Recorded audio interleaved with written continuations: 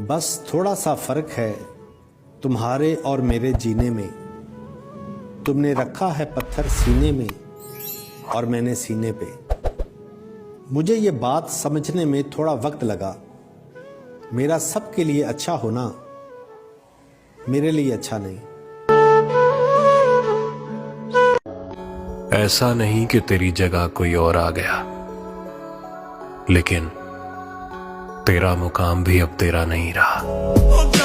छोड़ चुका है, अब तो मौत से डरना। मैंने जिंदगी में दो लोगों को हमेशा परेशान देखा है, एक दिल के साफ आदमी को और दूसरे वफादार आदमी को। बाकी मुनाफी दोगलों को मैंने हर जगह फिट और परफेक्ट देखा है। कि मोहब्बतों में ये इम्कान थोड़ी होता है, किसी को भूल जाना आसान थोड़ी होता है। मुझे किससे मोहब्बत है और कितनी मोहब्बत है, हर एक बात का ऐलान थोड़ी होता है।